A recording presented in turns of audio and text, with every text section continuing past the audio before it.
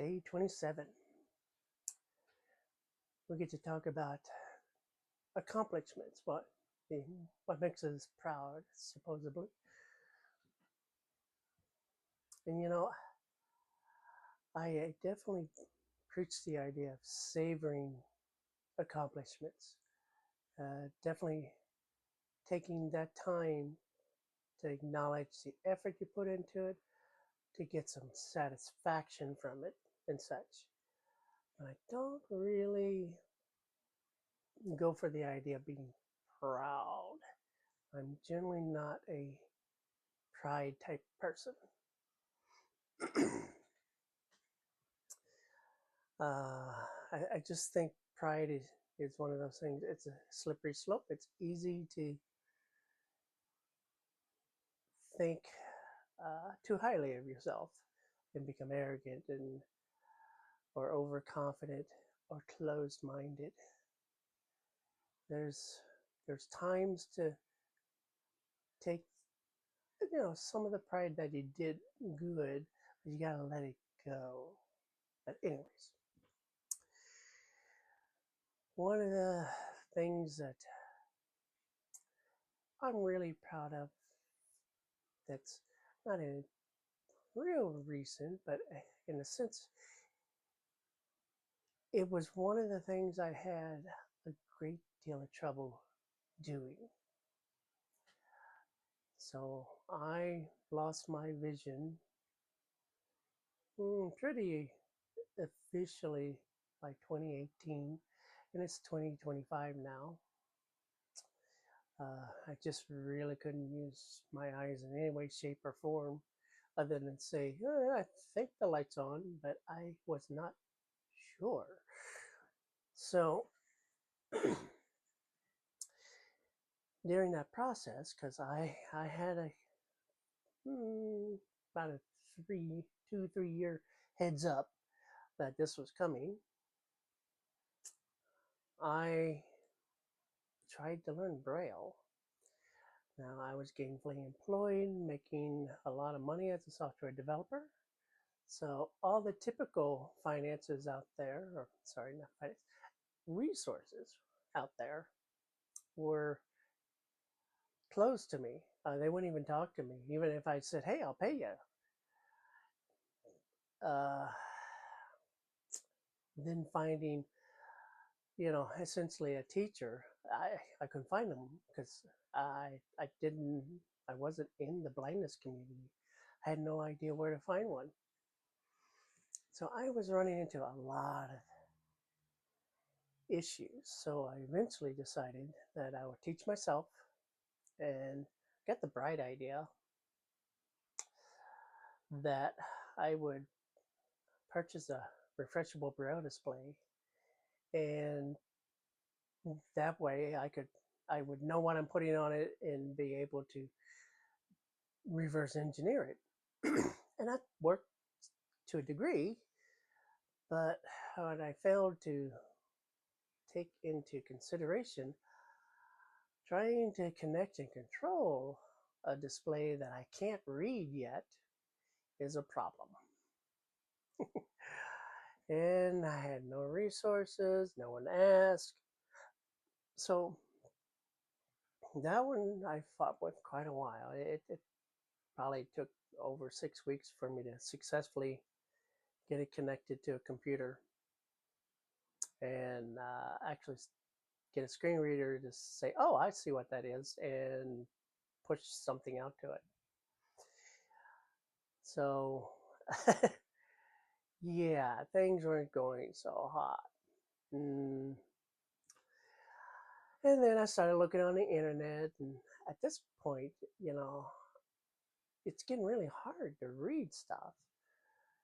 And I was really dismayed that I could not find anything that wasn't dependent on sight on the internet about Braille. It was shocking how much it was. So, from I would say about 2016 or so, I had been struggling trying to learn Braille. and my vision went, and I still didn't know it. So I got desperate and started ordering hard copy versions of Braille lessons. And I had a little success with this, but they were very infantile, very childish. So here I am, an adult that is in his late 40s, desperately trying to stay literate. And I am getting, Jack and Jill sentences. Um, so, it, fighting the depression and the grief, and then rotating through denial and saying, "Oh, I don't need Braille," going back and forth, back and forth. Well, after several false starts and getting involved in Hadley um, School, which is quite well known in the blindness industry for teaching Braille as kind of a home study course. Uh, the reason it failed for me, the instructor talked to you like you're retarded. Um, and it's like, I am not I don't need to be talked to very slowly and simply. It was very demeaning, and I just could not tolerate it. Um, so from struggle to struggle and failure and struggle and putting it off, I would say, I think it was right around November of 2022, um, when the pandemic was at its really at its height, and the blind community was being shut out of everything. Um, there was a community that had formed in one of the main blindness communities, the American Council for the Blind. So I'm a National Federation of the Blind kind of guy. But NFB wasn't there for me. They hadn't been there for me. So I stumbled across this Zoom based uh, community where they were getting together and providing community related content and presentations and teachings, and or just social stuff. And the there was this woman who started a Braille room. It wasn't exactly called that at the time, but um, it was trying to teach Braille. And I found that probably a couple handful of months or so into it, and bless her heart, she was trying, but the woman was not a good teacher. But she was trying to get others involved and mentors so that we could kind of pair off and unstructured learning. You learn you learn what you could. Um, well, that didn't quite work that time, but I rediscovered the program about 7 months later with someone else uh, doing a lot more of the leadership, and who really brought some structure to it and organizing and got a plan around it. Um, and there was a small set of people who were using the McDuffie Reader, which is an NFB book for adult learners to learn Braille. Now it's meant to have a teacher student set up, but we had a mentor who was kind of our teacher, but the students mostly drove everything. And so I joined that group. I got the book, uh, quickly caught up because I'd already, I tried 4 or 5 times ahead of time. So I had much of the basic alphabet, not a lot of punctuation, and I had the numbers, but it was getting past that. that there's more to it than just letters. There's this whole contracted thing here in the English language that you have to learn. There's rules and uh, totally different symbols. Well, that's when things finally clicked. I had a group, I had a book, I had a mentor to ask questions, and something to go to regularly. And we read to each other. And I feel that was the key. Some togetherness, sharing of the experience, and force to read to someone else. Doing it alone, you can just let stuff slide, or oh, I'll do that later. Oh, I don't get it. No, you all work together to get through a line. So by the end of 2023, I had successfully completed that book, and uh, I was not anywhere fluent, but I now had the shapes sort of under my fingers, had the rules sort of in my head, and I was now able to read contracted Braille. I was very slow, but I could do it. And um, in a bit of inspiration, or I don't know, I at this point I was more willing to read children books because I tried to read the adult stuff. And one of the things I learned, when you got a long word and you're trying to puzzle it out in Braille, particularly uncontracted, every letter, and you're on letter 6 and you still have 7 more to go. Ah, it's very hard. So children's books had smaller words and such. So we found, well, I became aware of these kindergarten through third grader series that were available in both contracted and uncontracted. So I suggested to the group at large that we form a reading group. No matter where you were in it, you just had to have a good understanding of uh, about 70% of the letters. We, you didn't have to know Z. you know, though the letters that didn't get used so much, we didn't care if you didn't know. We would help you. But the point was to get people reading something cute, interesting, and together. And we did that for several months, and I started getting more and more practice. So, if anything, if there was just something I was proud of, something I had pride in, it is that I essentially taught myself Braille after many false starts. And I don't want to see others go through this same issue. I know what failed for me, and I'm probably going to try to make some sort of Braille course out there for the people like me, who's got a lot of education behind them, but for whatever reason, the standard methods aren't working.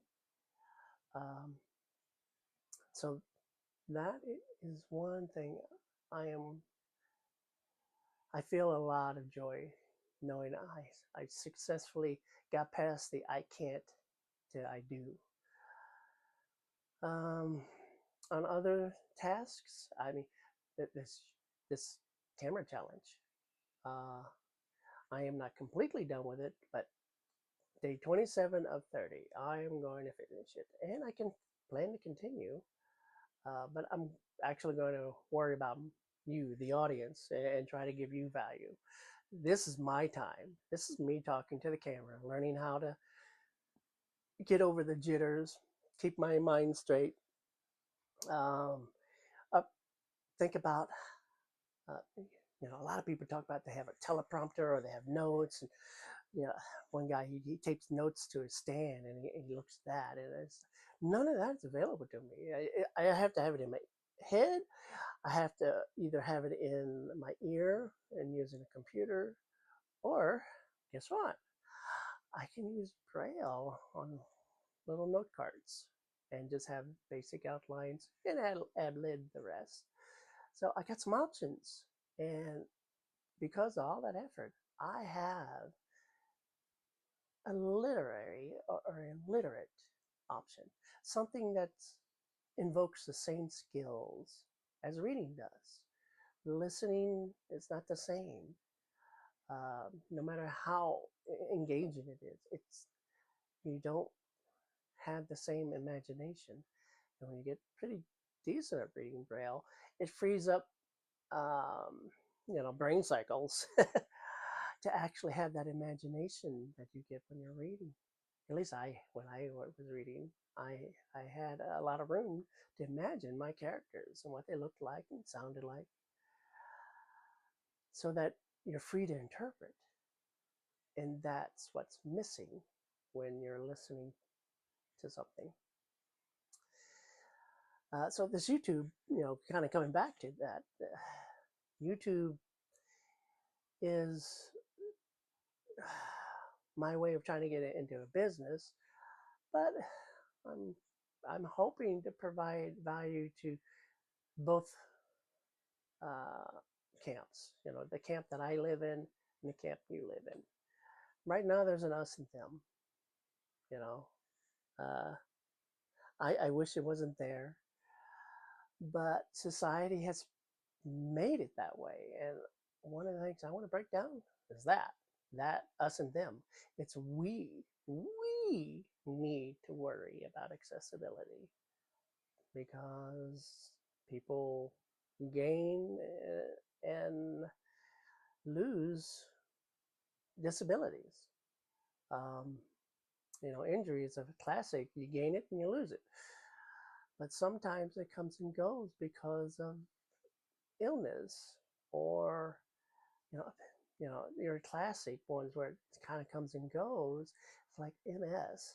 Those people, they flare. They have good days and bad days. And there's days they can walk really easy and move without pain and such, and there's days they can't. It comes and goes. And depending on what kind of day it is, they have to approach their life differently. And same thing with vision. There's people, good days, bad days. Hearing, good days, bad days. We all got them. Arthritis, that is a disability. All right. So this is a we problem. And we, as a whole, need to stop ignoring it. And YouTube is my stab at trying to reach you. I mean, I'm converted. I'm sold. I had to go through the fire to learn my lessons. I was on that side where I didn't value it. Now that I'm over here and I see the inequality and the things I'm left out of, the social isolation that comes, it's it's it's just not right. It's not fair, and the only reason it exists is because you don't understand. So how do I teach you? I don't know, but I'm going to try. And YouTube is one of the vehicles that I want to do. And I got to get good at it, and I got to figure it out. And so I'm going to suck real good for a long time. So I hope you eventually start giving me grace, because I still don't have any viewers, which is fine. I know I'm going to suck. How do you relate to something you don't understand? Particularly if I scare you. Um, I've had people tell me they'd rather die than go blind. And that is a very hurtful thing to hear. I know they weren't trying to hurt me, but it's easy to interpret that to mean I'd rather you were dead. And when you're in a bad place and you're hurting and suffering from all the loss you're experiencing, it's easy to go into that pit and get dragged down into the depths of hell. It's very easy. And I was there for a while. I really was. So those are probably the two most recent ones. Um, let's see if we can round this out with a third because, it's all about threes. um, so I think for me, it kind of goes back to music and guitar. I remember how I felt when I could start playing music or chord progressions freely. It was I didn't have to think so hard about it. I could get something that sounded interesting that wasn't someone else's. It was me, um, and that was all self-taught because there's no material out there that a low vision person can easily use. And when you're impatient, I spent a lot of years being impatient.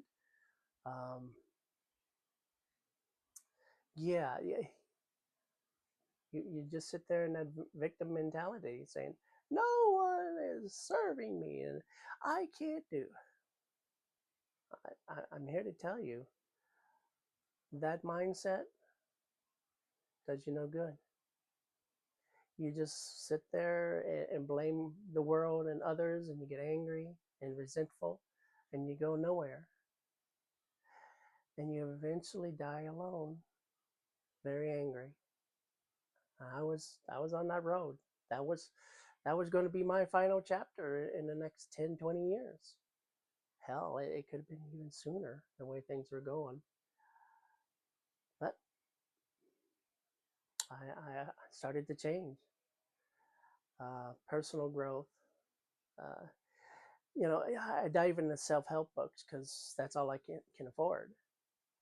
They're not very effective, but when you get good at learning how to read between the lines and pull out what you what resonates with you, what's your story, what's valuable to you, you can start making progress. And I hope I'm an example of that because I'm a better person than what I was.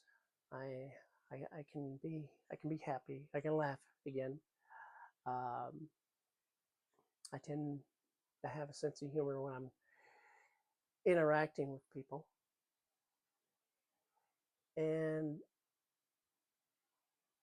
I like to think that those moments of me sticking with it, journeying the hard path, and still learning and succeeding despite the failures is one of my strengths. I'm not always strong, but I'm getting better at it. I'm much more accepting of failures for the teacher it is rather than the criticism that I used to hear in my head.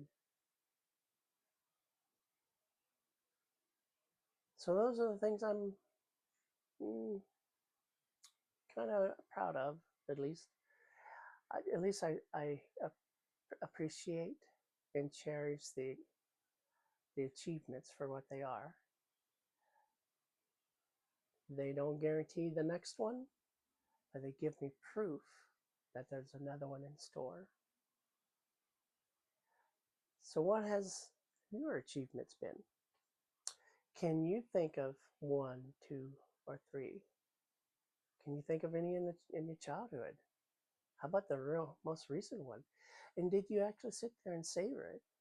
It's like, wow, I did this, and get that warm feeling for more than just a few minutes. So I'm going to leave it here. Until next time.